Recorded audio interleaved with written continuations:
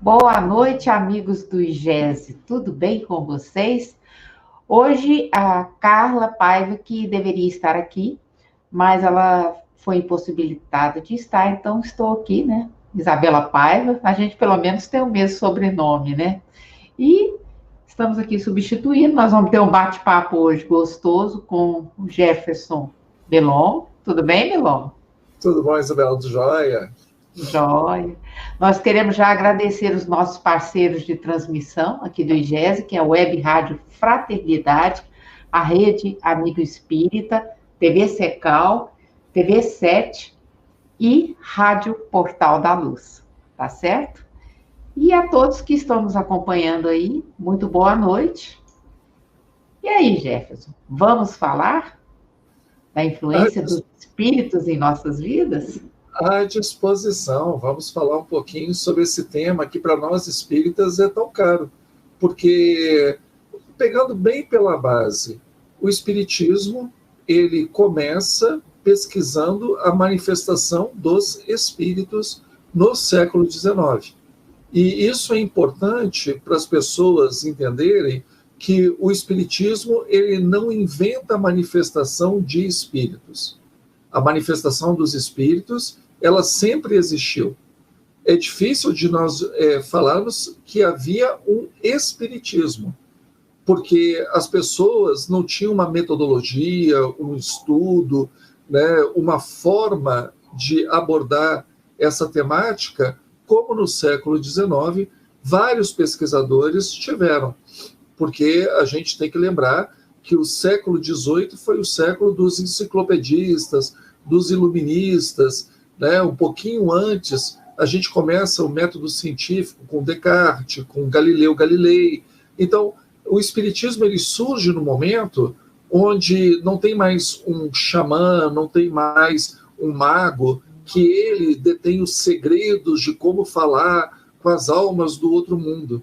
O espiritismo ele demonstra que isso não é um ato de superstição, ele não tem a ver com procedimentos, né, cabalísticos.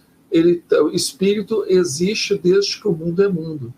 Ou melhor dizendo, né, antes do mundo ser mundo, já haviam espíritos, né, já havia espíritos, já existiam espíritos. Então, os espíritos eles sempre estiveram no mundo.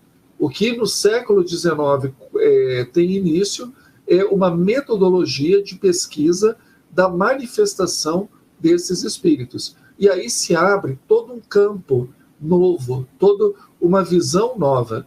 Porque se existe um mundo material, e a gente tem que lembrar, né, que aquelas pessoas estavam vivendo a máquina a vapor, tanto na parte da navegação, quanto na parte do transporte ferroviário, se elas estavam com as descobertas, né, do microscópio, do telescópio, que tinha evoluído bastante dos séculos anteriores para o século XIX, começa também no século XIX, meados do século XIX, a se descortinar um mundo que as pessoas suspeitavam, mas que elas não tinham uma forma de abordar esse mundo, que é o mundo dos espíritos. Então, elas descobrem que, assim como tem, né, o mundo invisível dos astros, o mundo invisível dos micro-organismos, né, o mundo invisível das partículas subatômicas, também existe o mundo invisível para os nossos sentidos, que é o mundo espiritual. E aí nós tivemos vários pesquisadores, e particularmente um se destaca por conseguir coordenar, codificar essas informações e publicar em 18 de abril de 1857, num livro chamado O Livro dos Espíritos. O pesquisador era um pedagogo francês chamado Hippolyte Léon Denisard Rivail, e ele assume o pseudônimo de Allan Kardec. Então, é por isso que o Allan Kardec ele é considerado o codificador do espiritismo, porque ele pega diversas informações esparsas, é realmente como se fosse um código, né? O código, a gente tem leis esparsas. Aí vai um legislador, pega essas leis, faz um compilado e publica tudo numa única lei. um códex, um código. E aí a gente tem um código civil, um código penal, o antigo código comercial. Então, são códigos. O Kardec, ele faz exatamente esse trabalho. Ele pega diversas comunicações, diversos médiuns, por diversos lugares, e organiza essas publicações. E a primeira coisa que aparece é como os espíritos estão na nossa volta. Nós próprios somos espíritos. Nós próprios somos seres espirituais momentaneamente habitando num corpo de carne. Quando o corpo morrer, né, no espiritismo nós falamos desencarnar, porque quem morre é o corpo, o espírito permanece, continua, sobrevive. Então o espírito perde o corpo, ele desencarna, perde a carne, né? Ele se desaloja da carne. Então ele continua como ser da sua natureza, que é uma natureza espiritual. Então nós somos seres espirituais que vivemos na carne, rodeado por seres espirituais que já habitaram a carne e que agora estão no mundo espiritual. Então existe esse intercâmbio o tempo inteiro. Boa parte das pessoas não tem a chamada mediunidade, aquela mediunidade ostensiva. Aquele pessoal que realmente percebe espírito de uma forma mais palpável. Então, são as pessoas que ouvem espíritos, que veem espíritos, que falam pelos espíritos, escrevem pelos espíritos. Isso são mediunidades ostensivas.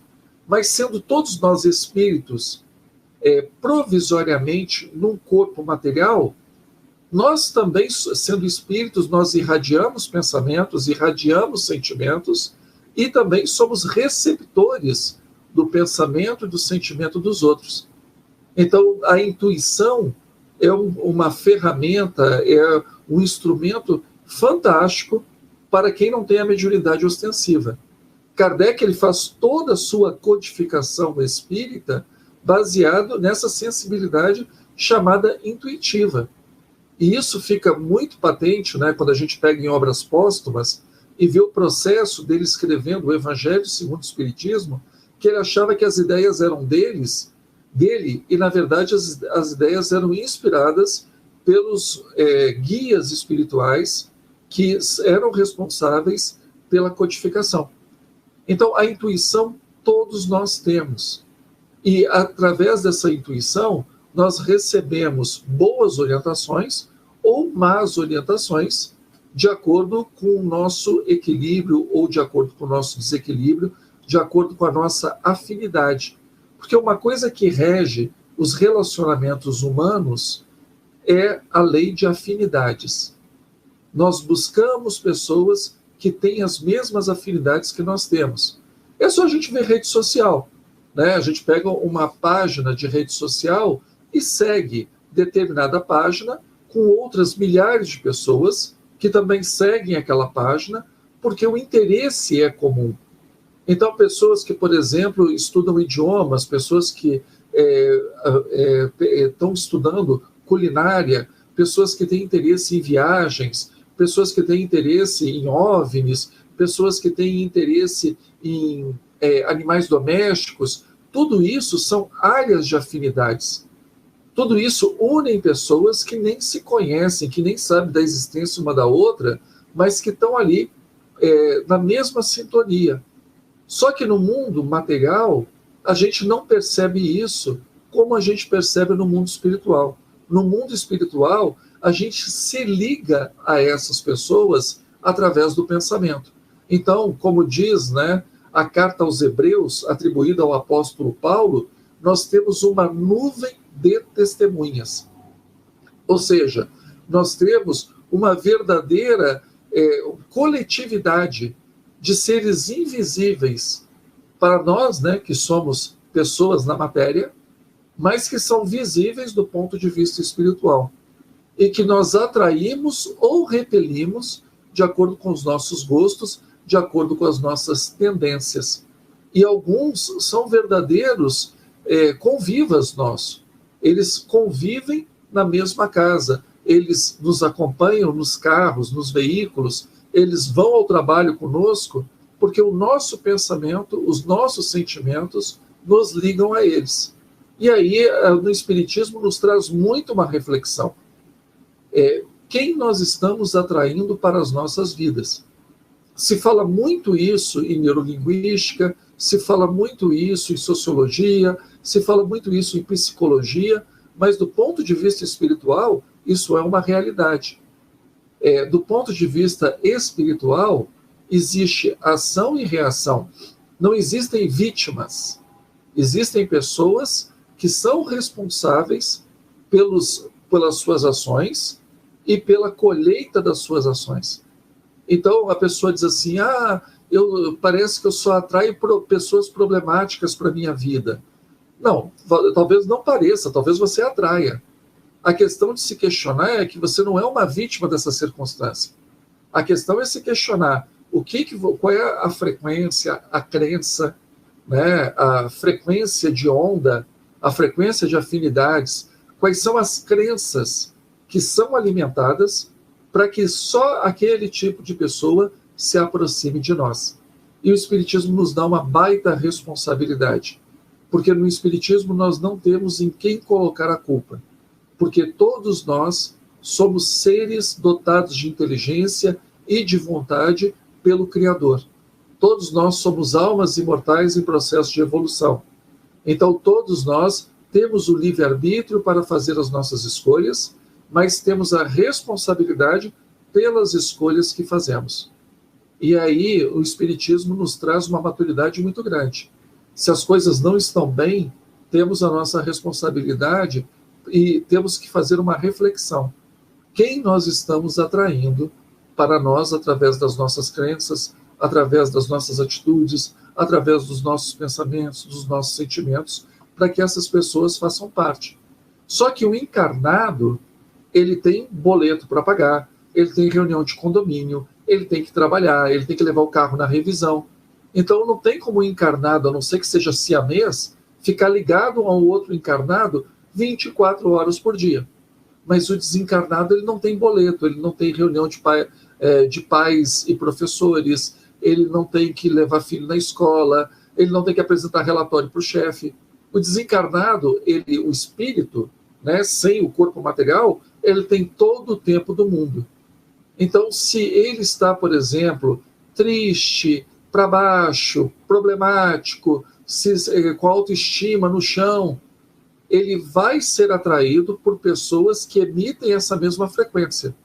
E como ele não tem nada para fazer, ele vai se alojar ali, naquela casa, naquele lar, na companhia daquela pessoa. Por isso que determinadas crenças, determinados vícios que nós temos, é tão difícil da gente virar a página. Porque mesmo quando a gente, por exemplo, quer largar o cigarro, né, quer largar a bebida, quer ser uma pessoa sem uma determinada postura, e a gente se vê sempre repetindo os mesmos erros. Porque aqueles irmãozinhos desencarnados que nós atraímos com o nosso desequilíbrio, eles também se alimentam dos nossos pensamentos. Então, para eles, quando nós mudamos, é como se nós estivéssemos desalojando eles da nossa casa. Então, eles também vão resistir da melhor maneira que eles conseguirem para continuarem na sua zona de conforto. Por isso que o processo de mudança, né, mudar de hábito, mudar de crença, mudar de vida, ele não é um processo fácil. Porque além de nós desalojarmos o homem velho, a mulher velha, que existe em cada um de nós também temos que desalojar aqueles que até então eram os nossos companheiros de copo, os nossos companheiros de tabaco, os nossos companheiros de farra, os nossos companheiros de infelicidade, para trazer novos companheiros, mais saudáveis, melhores, ou esses companheiros modificados. Então, é uma luta contra as nossas deficiências e também contra a influência desses espíritos que estão em desequilíbrio. Mas a parte bonita é que quando nós nos modificamos, utilizando o jargão evangélico, quando nós nos convertemos, né, no jargão espírita, quando nós fazemos a nossa reforma íntima, também as pessoas que estão na nossa volta, elas também são influenciadas pelo nosso exemplo. Então, nós também estamos mudando a frequência dessas pessoas. Então, essa nuvem de testemunhas começa a ficar mais clara, começa a ficar mais branca, começa a deixar a luz do dia entrar. E não ficar aquela coisa escura, pesada, aquela cor de chumbo, né, que vai cair uma tempestade. Não, as coisas mudam. Então, a gente tem que ter bastante atenção. E Allan Kardec, nas suas obras, né, ele colocando o que ele aprende com os espíritos superiores, ele diz: a melhor forma de nós afastarmos os espíritos ruins é chamar para a nossa companhia os bons espíritos. Então, a melhor forma de nós mudarmos, né, o ar da nossa casa, a frequência, o clima, o ambiente espiritual, da onde nós vivemos, da onde nós trabalhamos, né, do nosso momento de lazer, é mudar a nossa frequência, para que, trazendo espíritos de uma frequência elevada, aqueles espíritos em desequilíbrio não se sintam mais acomodados, se sintam incomodados, e aí eles vão ou mudar a sua frequência ou procurar outro lugar para ficar. Então, nós somos os responsáveis pela nossa felicidade ou pela nossa infelicidade. Em outras religiões, a gente vê muito as pessoas culpando, né, os demônios, culpando o diabo, ou se a pessoa ela tem uma vertente de descrença, ela culpa a genética, na psicologia, culpa a criação que recebeu dos pais. No espiritismo, a única pessoa responsável pela nossa vida somos nós. E Deus sempre de braços abertos para nós, esperando que a gente faça a nossa parte. Porque os braços dele, a parte dele ele já fez. Ele deixa as mãos estendidas para que nós peguemos. Se a gente tiver coragem e disposição, a gente chega lá. Então, não é uma questão de força de vontade, não é uma questão de forçar a vontade, é uma questão de determinação, terminar aquilo que começamos. E se formos pessoas determinadas, a parte de Deus está feita, só falta a nossa. E aí abro para aqueles que quiserem fazer seus comentários, as suas perguntas, da maneira que acharem melhor. Pois é, Jefferson, com tudo que você falou aí, né, a gente percebe muito bem que a sintonia é fundamental. Como nós vivemos no dia a dia, os nossos atos também, né? Eu até queria perguntar para você, porque muitas vezes a gente faz reforma íntima, a gente muda isso. Mas esses dias para trás você estava participando de uma live sobre aborto. A pessoa que cometeu o aborto, ela pode ter influência espiritual e tornar a vida dela mais difícil, não é, Jefferson? O que você acha disso? Com certeza, porque todo processo que envolve um abortamento é um processo traumático para todas as pessoas envolvidas. Não é normal para um ser humano, seja ele pai, seja ele mãe, avós, médicos, né, enfermeira, auxiliar de enfermagem, não é normal intervir para matar um bebê no ventre da sua mãe. Então, isso não é uma coisa que passa em brancas nuvens na consciência de quem pratica esse ato. E a gente não pode pensar na prática só pela mãe. A mãe tem a sua responsabilidade, mas o companheiro, o marido também, se ele entusiasma, se ele incentiva, se ele exige, ele também tem a sua responsabilidade. Muitas vezes são moças que foi um relacionamento fortuito, e aí os pais obrigam a fazer o aborto, né, da criança. Então os pais, que seriam os avós, têm a sua responsabilidade, e o médico na intenção do lucro. Né? Entenda-se médico profissional de saúde que vai fazer o procedimento. Então, isso não é uma coisa normal. Você querer matar uma criança no ventre de uma mãe não é uma coisa normal. Então, a gente tem que pensar que, se a gente toma uma atitude dessa, existem pessoas que se afinizam com esse tipo de crime. Então, que tipo de espíritos ou de pessoas que aplaudem isso, que nós estamos trazendo para a nossa vida? Então, também isso é uma responsabilidade. Nós, como espíritas, sabemos que aqui, a partir do momento da concepção, né, da fecundação do óvulo pelo espermatozoide, a partir dali existe a ligação de uma alma, de um espírito ali. E esse espírito, ele tem a sensibilidade daquele corpinho. Ele tem a sensibilidade psíquica da ligação com a sua mãe. Como se sente esse ser que depende da mãe, depende da família para ser protegido, e de repente ele é rejeitado? Ele se sente uma pessoa rejeitada. Ninguém gosta de ser rejeitado. Mas naquele momento a fragilidade é ainda maior. Então aí fica pessoas que participaram desse processo com graves dramas de consciência, e uma alma clamando por justiça, clamando por ser aceita, também ali na volta. Então, via de regra, não é algo que seja, que passe em brancas nuvens.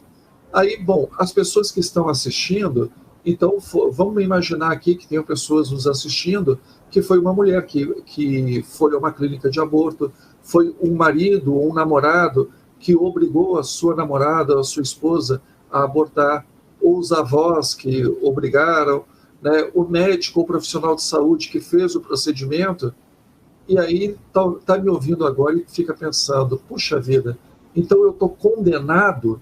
De forma nenhuma. Não. A gente também tem que entender que somos espíritos em processo de aprendizado, temos a responsabilidade sobre os nossos atos. Mas o primeiro passo para a nossa redenção é a consciência que se dá pelo arrependimento. Então nós temos que, primeira coisa, olhar para uma coisa negativa, seja ela o que for, e nos arrependermos de tê-la feito. Em segundo lugar, pedir perdão para a pessoa que nós ofendemos. Poxa, mas era um feto desse tamanhozinho. Não interessa. Pede perdão para esse espírito que ali estava, do fundo do coração.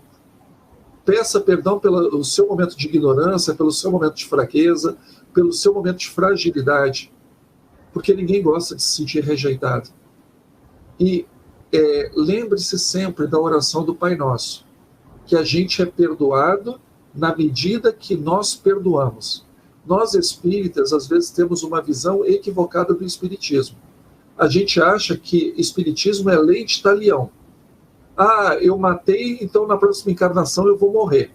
Ah, eu pisei no pé de alguém, na próxima encarnação eu vou vir manco. Isso aí não é espiritismo, isso é lei de talião. Isso é olho por olho, dente por dente, não tem nada a ver com o espiritismo. No espiritismo, o que nós aprendemos? Se nós destruímos, nós temos a obrigação de reconstruir. Se nós desviamos, nós temos a obrigação de orientar. Se nós levamos o desequilíbrio, nós temos a obrigação de trazer o equilíbrio. Onde é que nós encontramos isso? Pai, né? Oração do Pai Nosso. Perdoa as nossas dívidas, assim como nós perdoamos aqueles que nos devem. Então, é fazendo a nossa parte que Deus nos perdoa. Né? Utilizando o palavreado bíblico, Deus perdoa dos nossos pecados na medida que nós perdoamos as pessoas que convivem conosco também dos erros delas. E a primeira pessoa que nós temos que olhar e ter esse olhar de caridade, de amor, de perdão, é para nós mesmos. Porque se Deus nos perdoa, quem somos nós para não nos perdoarmos? Aí, o outro passo, agir diferente. Como diria o apóstolo Paulo, quando viu Jesus na estrada de Damasco, conforme está em Atos dos Apóstolos. Senhor, o que queres que eu faça? O que está para trás eu não tenho como mudar. Mas daqui para frente, o que o Senhor quer que eu faça? Então, para as pessoas que já fizeram o aborto, que cometeram esse ato, trabalhem pelas pessoas que querem fazer esse tipo de ato esclarecendo. Né? Ajudem gestantes para que elas possam ter os seus filhos com saúde e com dignidade. Participem de atos pró-vida. Então, se empenhem no trabalho, né, em benefício da vida, já que houve um trabalho que tirou uma vida. É assim que a gente vai se arrumando. É assim que depois a gente chega na contabilidade divina, mostrando o nosso arrependimento e mostrando a nossa sublimação. Porque Deus não quer... Gente, o umbral está muito cheio. Já não aguenta mais de gente lá. Então, se a gente fizer a nossa parte para não lotar o umbral, né, o pessoal do umbral agradece, né? Menos um para estar lá quadrado. Então, é até uma caridade com as pessoas que estão no umbral, a gente não ir para lá tumultuar o que já está tumultuado. Então, vamos fazer a nossa parte mudando, porque também tem isso. Quando nós mudamos, o mundo muda. Nós influenciamos as pessoas também na medida que nós somos influenciados. Se nós nos modificamos, as pessoas percebem isso. Uma das coisas que eu mais gostava quando eu dava aula de estudo sistematizado era perguntar para os alunos, né, depois de 1 ano de estudo da doutrina espírita, 2 anos de estudo da doutrina espírita, o que o espiritismo tinha feito por aquela pessoa. E a pessoa dizia assim: rapaz, engraçado, coisas que me deixavam nervoso, coisas que me tiravam a paciência, coisas que eu ficava agressivo, hoje já não me incomodam. A própria pessoa percebe isso. Mas por quê? Porque ela começou a aceitar uma influência positiva na vida dela. E a partir daí, é interessante também que essas pessoas, quando dão esse testemunho, falam assim: a minha mulher diz que eu estou diferente. Os meus filhos dizem que eu estou uma mãe mais carinhosa, uma mãe mais atenciosa, mais paciente. Quando a gente muda, o mundo muda. Isso funciona para melhor e para pior. Isso funciona no mundo material e funciona também no mundo espiritual. Então, seja lá qual for o erro que a gente cometeu, e eu lembro de uma palestra que eu estava dando, e no chat do YouTube, né, de um centro espírita, uma pessoa perguntou assim: se eu errei nessa vida, eu só posso resgatar na próxima vida? E aí todo mundo no chat comentando: ah, meu amigo, agora só na próxima. Aí eu me lembrei de time que já está desclassificado para a Série B, está na Série A, mas já está desclassificado, né? Já está rebaixado. Então ele fica jogando só para cumprir tabela, né? Porque ele já vai para a Série B no ano que vem. Então as pessoas, como espíritas, elas agem como se elas já tivessem rebaixadas para a Série B. Não. Todo dia é um dia. Todo dia é uma nova oportunidade. Você pode fazer mais e melhor, até o último suspiro de vida. Então, a gente não pode cumprir tabela aqui na Terra. Realmente, né, eu fiz uma coisa muito errada, agora eu vou ficar aqui até os 90 anos só cumprindo tabela, porque o meu time já foi rebaixado. De jeito nenhum. A gente exatamente. Pelo contrário, quando as pessoas param e pensam assim: não, eu deixo isso para a eternidade. Meu querido, eternidade é aqui e agora. Se você está vivo, você já está na eternidade. Só não está na eternidade quem não existe. Quem existe já está na eternidade. Então, por que você vai deixar para a próxima encarnação, para que daqui a 100, 200 anos, 1000 anos, uma coisa que pode ser feita no dia de hoje?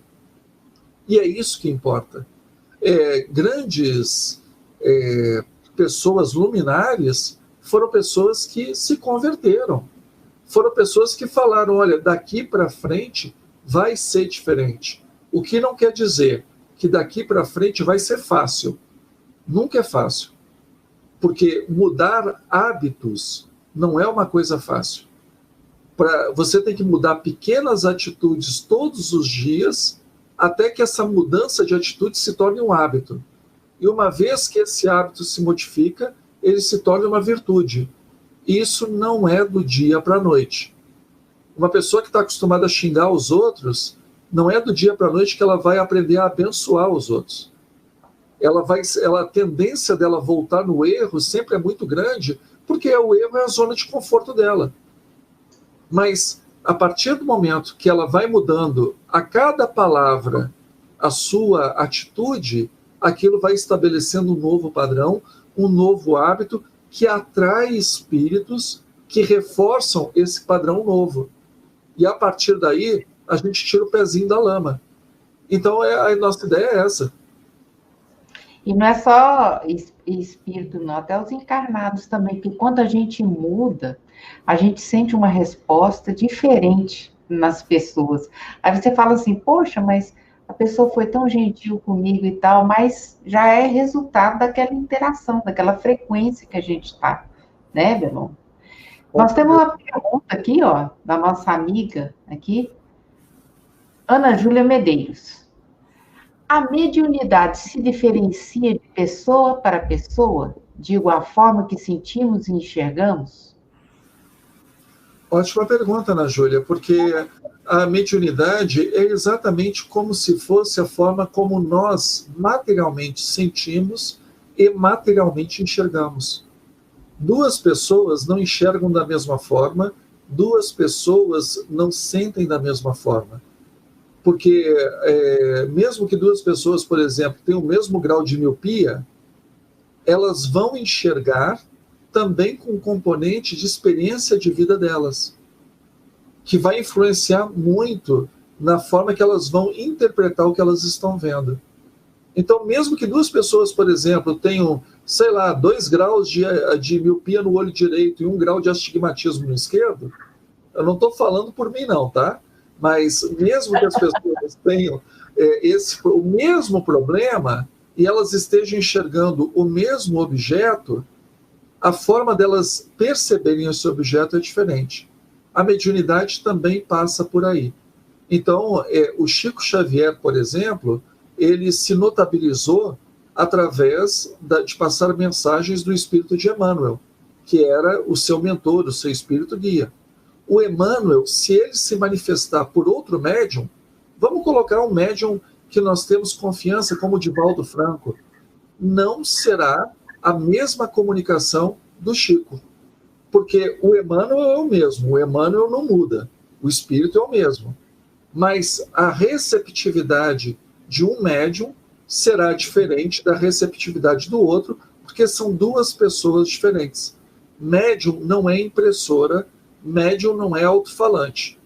Impressora é uma maravilha, né? Você manda um arquivo para o computador, manda imprimir, ela vai imprimir, sem te questionar, sem adulterar nada, sem omitir palavra. Se o cartucho estiver bonitinho, né? Não vai ter problema nenhum. Agora, o médium não. Tudo, mesmo aquele médium dito inconsciente ou mecânico, tudo passa pela mente dele também, consciente ou inconscientemente. Então, por isso que uma mensagem do Emmanuel, que chega pelo Chico, vai ser um Emmanuel com o sabor do Chico. O Emmanuel que se manifestasse pelo Divaldo ia ser um Emmanuel com o sabor do Divaldo. Os dois não são impressoras para que saia tudo igualzinho. Por mais que eles sejam médiuns extremamente habilidosos, seguros, né, pessoas dotadas de uma sensibilidade fantástica, mesmo assim, seriam 2 médiuns com 2 sensibilidades diferentes. Eu não digo melhor ou pior, diferentes. Então, não tem mediunidade igual. Então, 2 pessoas, 2 médiuns videntes, eles podem enxergar o mesmo espírito. Mas quando a gente conversa com os dois, detalhes que um percebeu, o outro não vai perceber. Ou vai perceber outros detalhes, porque cada um tem uma sensibilidade que é muito própria do seu psiquismo. Então, por isso que às vezes, né? Por que Kardec tinha a preocupação de quando ele tinha um assunto, ele ouvia o maior número de médiums possível? Porque ele sabia que a média dessas comunicações é que traria uma verdade. Ele não poderia se basear num único. Porque se ele se baseasse num único médium, né, vamos imaginar a menina, a Hermance Dufour, que foi uma médium psicógrafa maravilhosa, mas se ele dependesse só da Hermance Dufour, ele estaria dependendo de uma mediunidade da Hermance.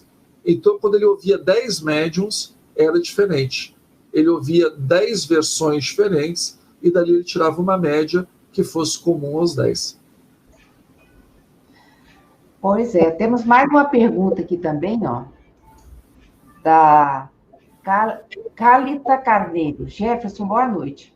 Meu filho às vezes muda de comportamento. No centro espírita falaram que se trata de obsessão.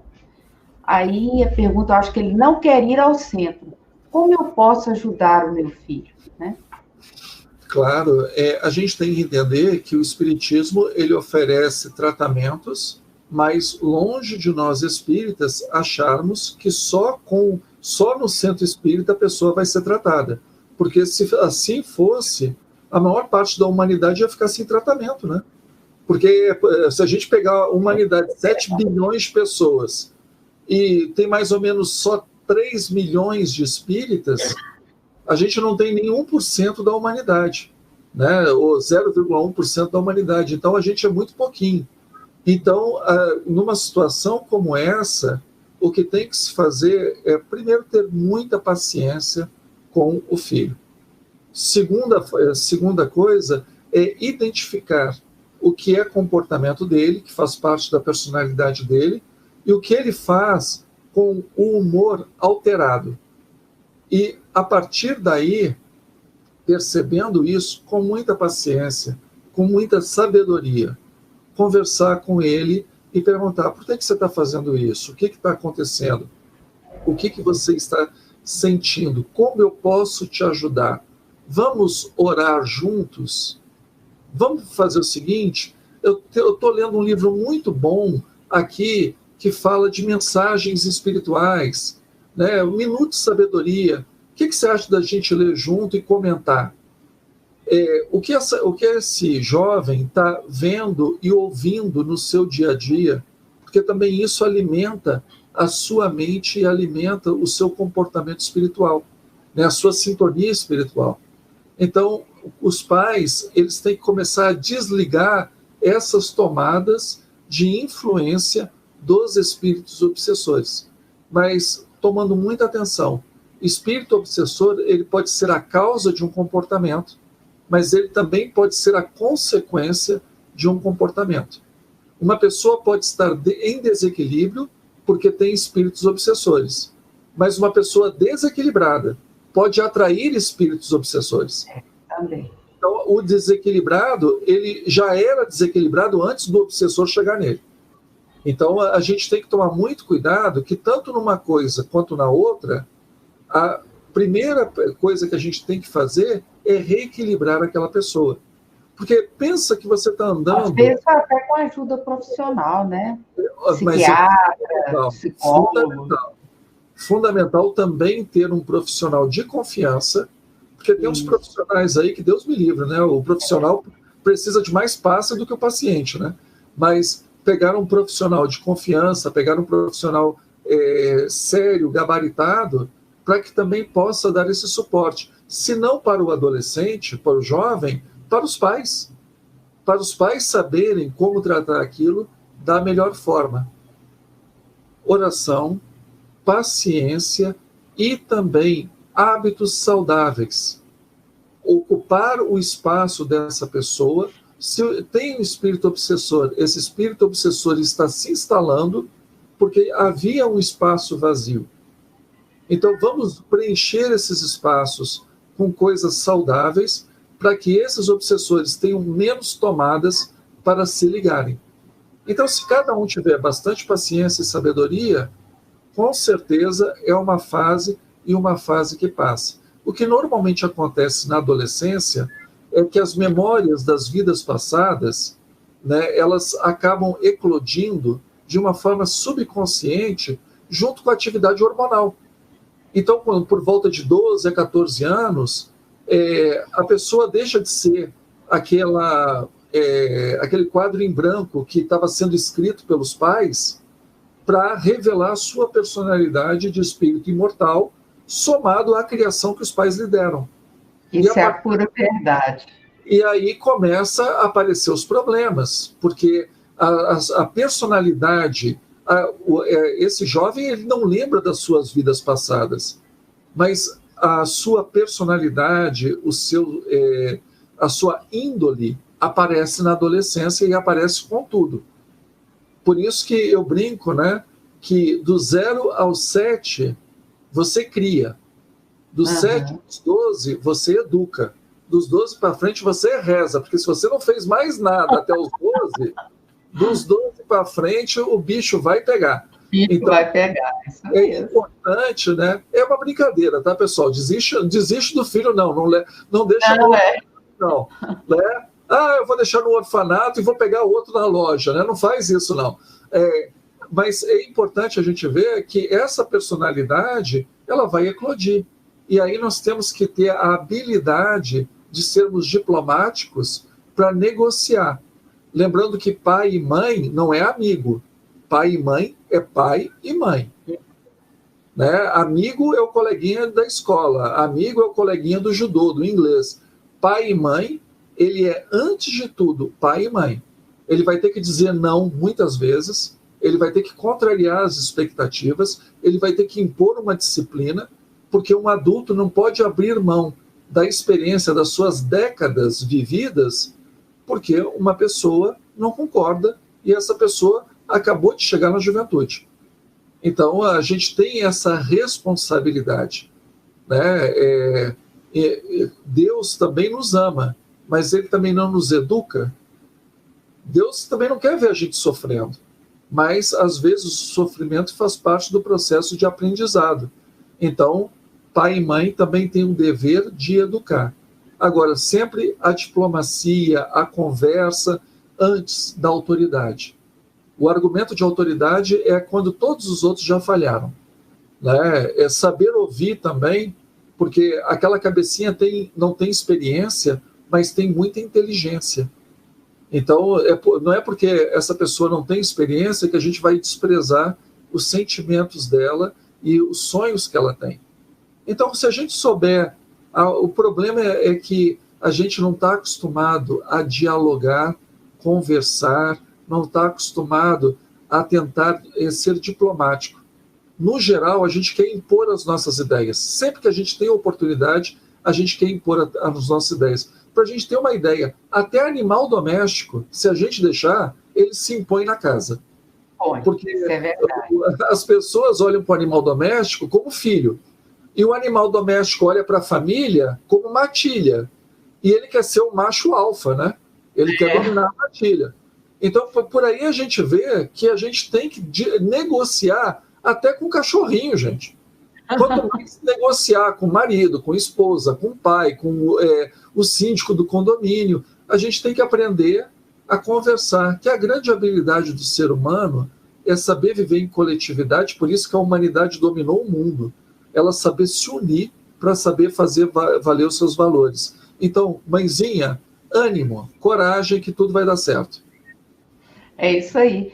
Olha, Jefferson, nós estamos aqui com 250 pessoas nos prestigiando nessa noite. Vou falar o nome de algumas aqui, ó, para dar um olá para elas. A Rosângela, lá de Florianópolis, lá da TV Secal, Carmen da Silva, Ostília Campos, Rejane Maia Lima, Magda Mello, Aline Silva, Miguel Bartella, Graça Medina, Tânia Tavares, Claudina Souza Pena, Sônia Maria, Jurecê Curupaná. Nossa, parece até indígena, né? Adriana Lopes, Sueli, e esse pessoal todo. Gente, muito obrigada por estar prestigiando. E nós temos aqui mais uma pergunta da Olga Batista de Souza. Como entender a fala de Kardec? São eles de ordinário nos dirigem, os espíritos. Perfeito. Primeiro, quando você falou que tem mais de 200 pessoas nos assistindo, eu pensei, eu não tenho tanto parente assim, então... não tem tanto parente, menino. Né? Então, com certeza, que bom que está chegando aí num público bem extenso. A nossa gratidão... o nosso sentimento de gratidão a todo mundo, né? O nosso agradecimento a todo mundo. Mas de ordinário significa que na ordem das coisas. como eu falei. Mas, pessoal, não era para causar espanto isso. Porque pensa que também, de ordinário, os jornais que a gente assiste, as novelas que nós assistimos, os nossos amigos, as nossas redes sociais, elas têm uma influência sobre nós que, de ordinário, a gente também não suspeita que elas nos dirigem. Eu sugiro a todos que assistam um documentário que está na Netflix chamado O Dilema das Redes, né, que trata exatamente dos algoritmos que são usados nas redes sociais, que dirigem os nossos gostos, as nossas compras, sem a gente perceber. Só que isso, em termos de rede social, é novidade. Os espíritos já conhecem esses algoritmos há muito mais tempo. Né? Eles já utilizam intuitivamente esses algoritmos há muito mais tempo. Então, uma pessoa, ela atrai, de acordo com as afinidades dela, companheiros. Isso é do ser humano. Não é porque uma pessoa, vou botar no linguajar comum, não é que porque uma pessoa morreu, que depois, como espírito, ela deixou de fazer as coisas que ela gosta e de procurar pessoas que façam coisas que ela gosta. Então, vamos imaginar, o sujeito é torcedor de um time de futebol. Ele adora ver os jogos do seu time todo final de semana. Ele morreu, desencarnou, né, no linguajar espírita. Uai, ele vai querer continuar sabendo o time dele como é que tá. E se ele puder ir ao estádio, ele vai. O sujeito gosta de tomar a pinguinha dele. Todo dia tomar uma pinguinha. Ele morreu. Vocês acham que ele... quando ele morreu, ele começa a gostar de água fluidificada? Não, ele vai querer continuar tomando a pinguinha. Só que como ele não tem mais acesso à garrafa de cachaça, ele vai precisar de um intermediário para que ele sinta o sabor, os vapores dessa bebida através de um ser humano. Então, quando ele vê um cara bebendo, ele se aproxima daquele cara. Uma pessoa adora fofoca. Ela morreu, numa hora para outra, ela vai começar a ficar só em oração e jejum? Mas não tenha dúvida. Onde tiver duas comadres conversando, ela está junta. Então, e vai ficar lá como espírito. É mesmo? Fala mais, eu quero saber mais. Né? Aí vamos pegar o lado positivo. Né? O São Francisco de Assis, ele era uma pessoa que tinha prazer em ajudar os outros. Esse sujeito morre. Ele vai jogar bola? Não, ele vai continuar procurando pessoas para ajudar. Então, é nesse sentido que a gente tem que entender que nós não estamos sozinhos. Então, tanto pegando lá a Epístola aos Hebreus, da nuvem de testemunhas, quando pegando Kardec, quando fala que de ordinário são os espíritos que nos dirigem, pensa nos espíritos como esses algoritmos, né? Que conhecem os nossos gostos, conhecem as nossas tendências, conhecem os nossos desejos, para o bem e para o mal, e tentam nos influenciar sobre as nossas escolhas. Deem uma olhada nesse dilema das redes, que vocês vão perceber que, de ordinário, não são só os espíritos que nos dirigem, não. Uma propaganda, por exemplo, de um banco, pode reparar que a cor da camisa do ator que está fazendo a propaganda é a mesma cor do logotipo do banco. A gente entra num restaurante, via de regra, o restaurante tem cores vívidas, que é para despertar a fome. Então, a gente é mais influenciado do que a gente imagina. Se vocês sabiam que, por exemplo, a pasta de dente, ela tem espuma e aquele gosto meio mentolado, refrescante, não é porque precisa, aquilo ali não tem a mínima importância para limpar os dentes. Mas é porque dá a sensação para a pessoa que ela escovou que ela está limpa. Por isso que eles põem pasta de dente com espuma e sabor, né, ácido, para que você tenha a sensação de que você realmente limpou os dentes. Porque eles poderiam fazer uma pasta de dente sem sabor e sem espuma que faria a mesma coisa. Só que as pessoas não consumiriam porque elas achavam que não tinha sabor, né, que não tinha... que não estava limpo, né, na realidade. Exatamente. Mais uma pergunta aqui da Sandra Souza. Boa noite. Numa casa espírita que fui, me falaram se eu não trabalhar minha mediunidade, os espíritos me levam a desencarnar. É verdade? Não acredito nisso. Poxa, mas foi pouco, né? Infelizmente, Sandra, as pessoas elas falam coisas que elas não conhecem. Mas você tem que pensar o seguinte: vamos imaginar que você realmente tem uma mediunidade ostensiva. Imagina essa mediunidade como se fosse um terreno, ok? Você comprou um terreno. Você pode deixar o terreno lá sem fazer nada? Pode. Agora, o que vai acontecer com o terreno? Vai crescer mato, animais vão se esconder no terreno, bandidos podem usar aquele terreno para cometer crimes, insetos, né, pode botar naquele terreno a sua morada. Então, o terreno não vai sair dali, ele vai continuar ali.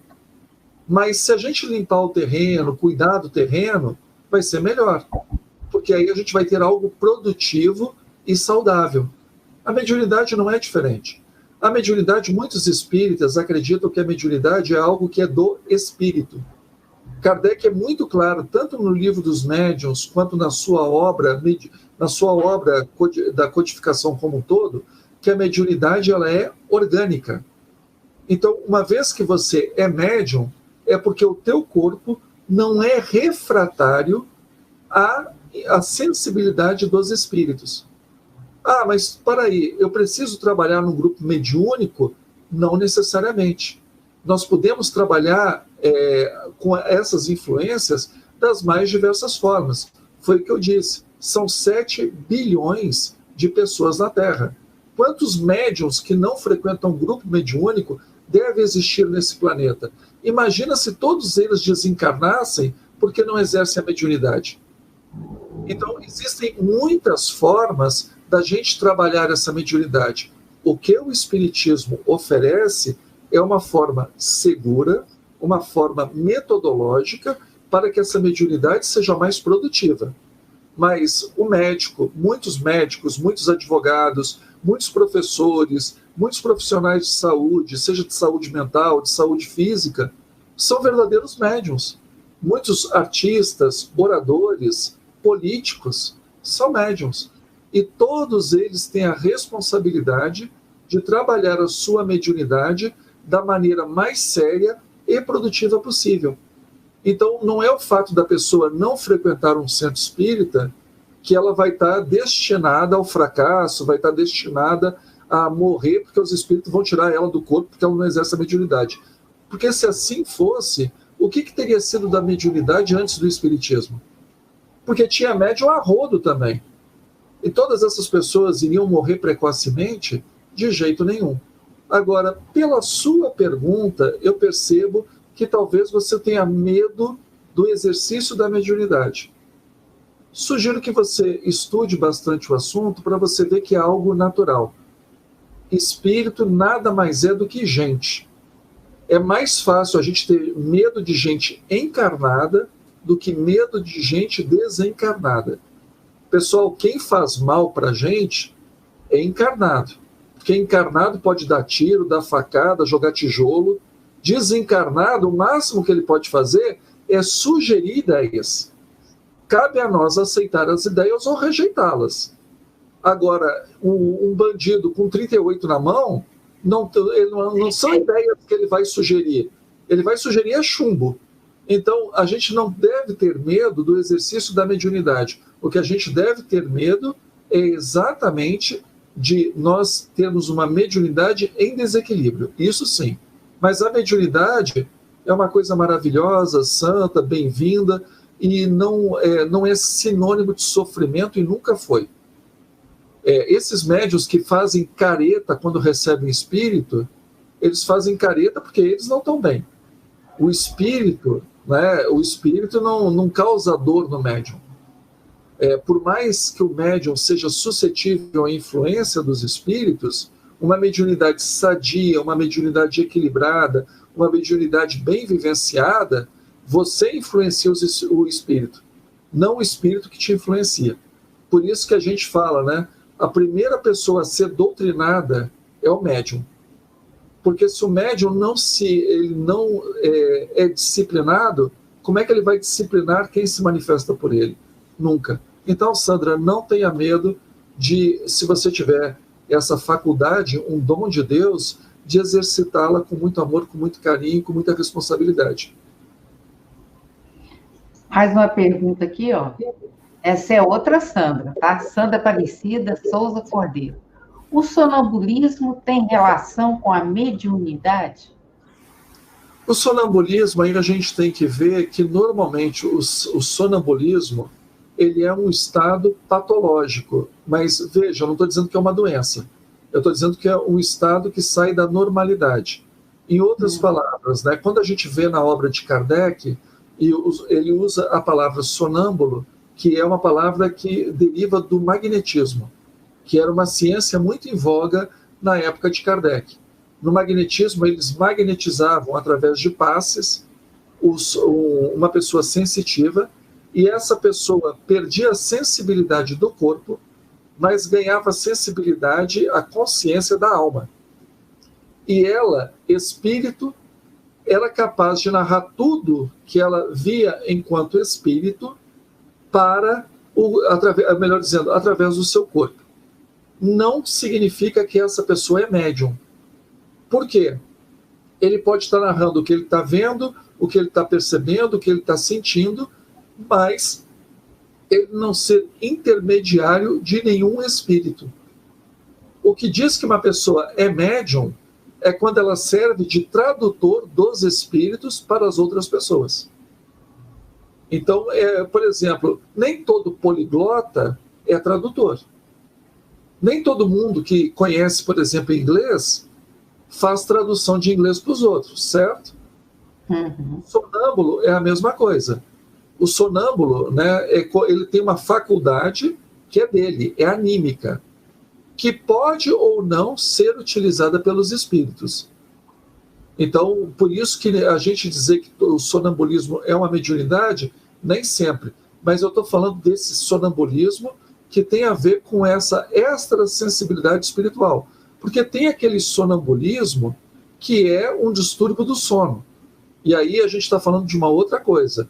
É uma pessoa que o aparelho motor, ele não fica desligado quando a pessoa dorme. Então a pessoa, quando ela está sonhando, o corpo acompanha o sonho. Por isso essa pessoa fala, essa pessoa anda, essa pessoa, ela divaga, porque o aparelho motor não está desligado. Então isso é considerado um distúrbio do sono. Então quando vocês lerem nas obras de Kardec sonambulismo, não é distúrbio do sono. É uma pessoa que o corpo está em estado alterado de consciência e o espírito daquela pessoa tem plena liberdade. O espírito está totalmente consciente. Um sonâmbulo com distúrbio de sono, ele não está consciente, ele está totalmente inconsciente e o corpo acompanha os movimentos involuntários dessa inconsciência.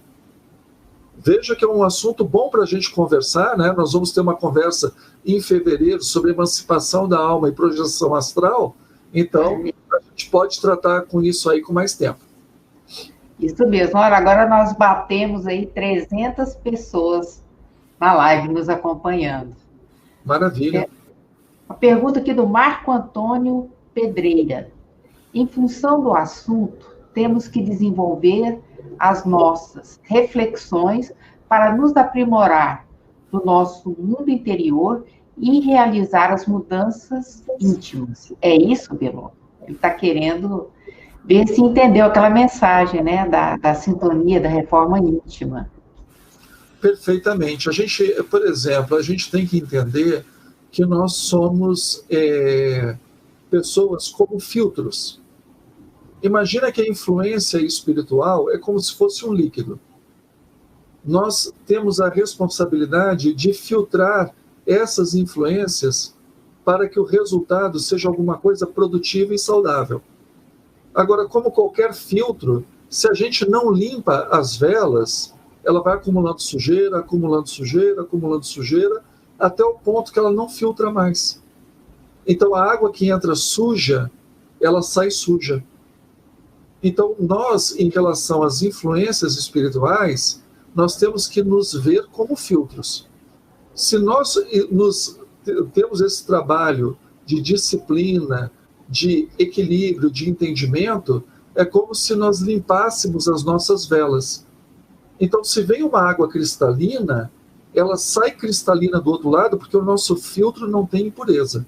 Se vem uma água turva, suja, contaminada, nós retemos a sujeira e do outro lado só sai também o líquido saudável, só sai uma mensagem saudável. Agora, se vier uma água pura e a vela do filtro estiver suja, não tem jeito. A água pura vai se contaminar com a nossa sujeira, com a nossa crosta. Por isso da importância da gente limpar as nossas velas. Então, tirando da metáfora e trazendo para o mundo real, é ter pensamentos disciplinados, sentimentos organizados, sermos pessoas equilibradas, para que nós possamos ser, aonde nós estivermos, pontos de referência, que os bons espíritos possam contar conosco e as pessoas em necessidade possam encontrar em nós uma fonte de equilíbrio. É essa a nossa meta. Porque quando a gente produz coisas boas, é impressionante como as coisas boas se multiplicam. Nunca faltam, né? Elas se renovam. Por isso que Jesus, a sua capacidade de amar era infinita. Porque a sua capacidade de amar sempre renovava com mais amor. O amor não se esgota, gente.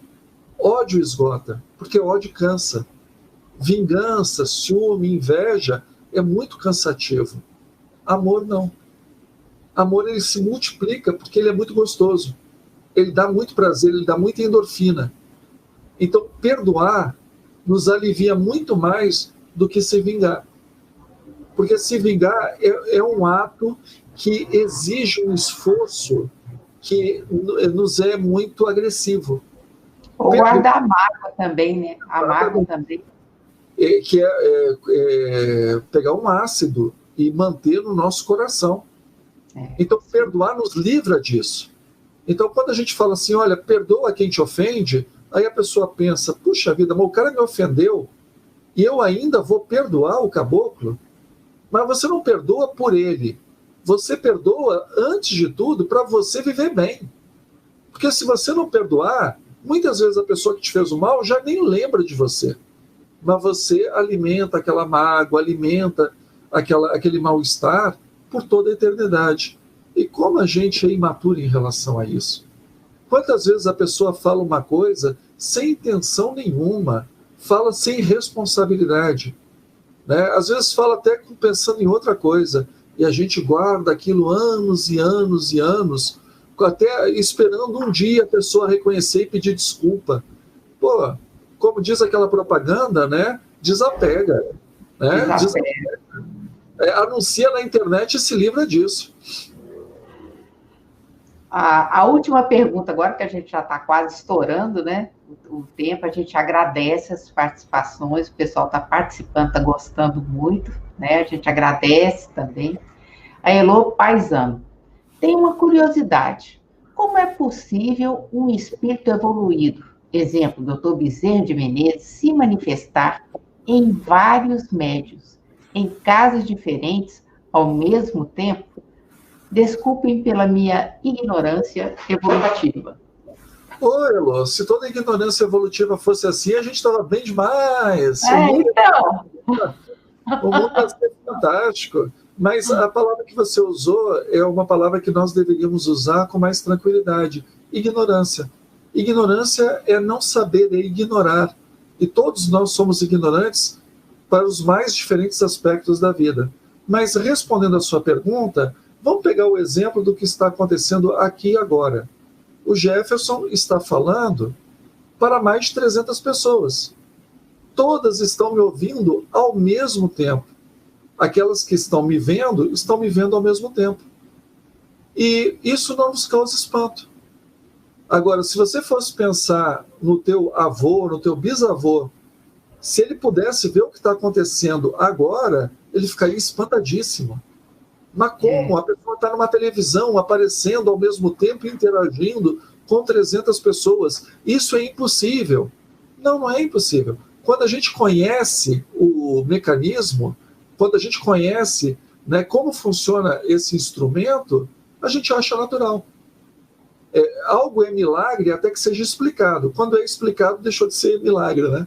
Então, o Bezerra de Menezes, ele espiritualmente, vou fazer uma analogia, tá? Como toda analogia, ela tem que ser entendida de uma forma metafórica.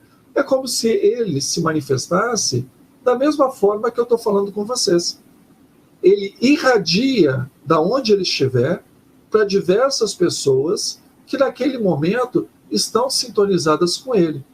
Por isso que é possível de todas essas pessoas receberem a comunicação ao mesmo tempo.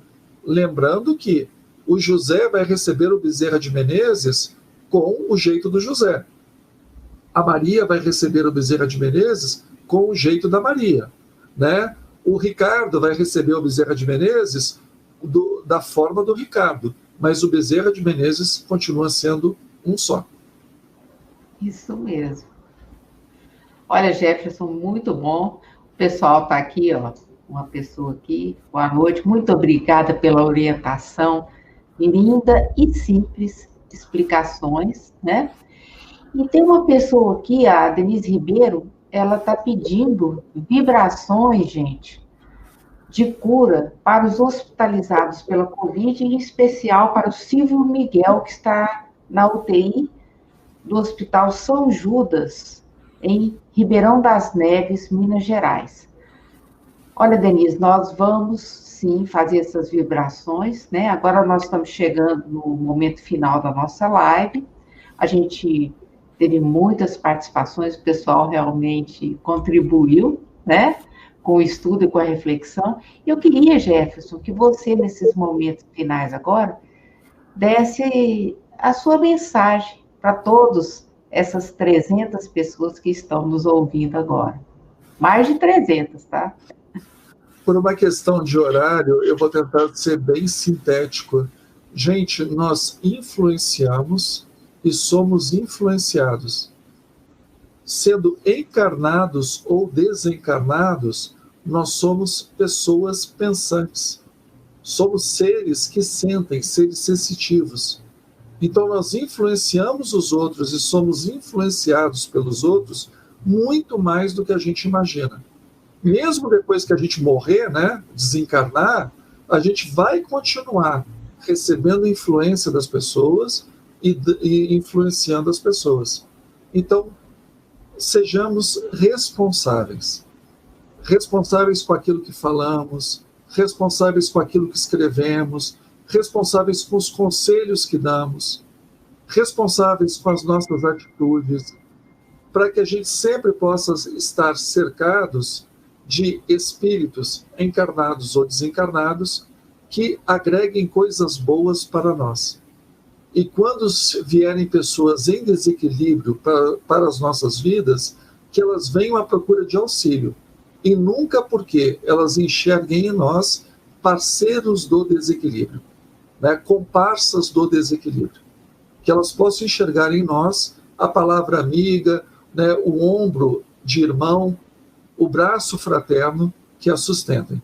Então, sejamos responsáveis. Pensemos 2 vezes antes de falar, antes de escrever, antes de se manifestar, principalmente numa época que as pessoas estão tão polarizadas, para que a gente tenha responsabilidade. Hoje eu dei uma palestra de manhã e eu falei, olha, quando você entra numa rede social, muito cuidado, porque a pessoa que você está xingando, essa pessoa também tem pai, tem mãe, tem filhos, tem esposa, tem esposo. Então você não está magoando só aquela pessoa, você está magoando toda a família que gosta dela. Então nenhum pai gosta de ver um filho achincalhado, nenhuma mãe gosta de ver, né, nenhuma esposa gosta de ver um marido sendo criticado de uma forma infame.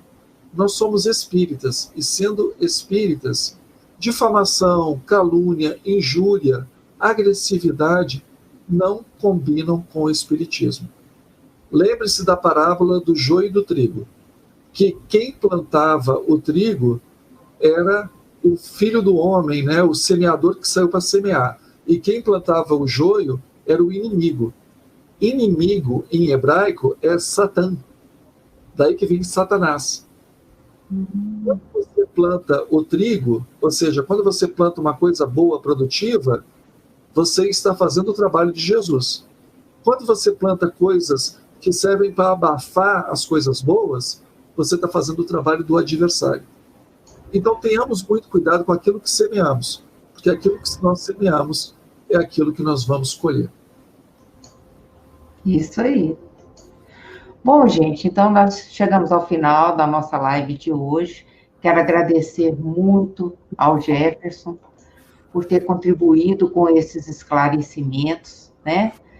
E a nossa doutrina espírita, a doutrina do amor, maravilhosa, que a gente, cada dia com o IGESE, nós estamos aprendendo cada vez mais, colocando um tijolinho.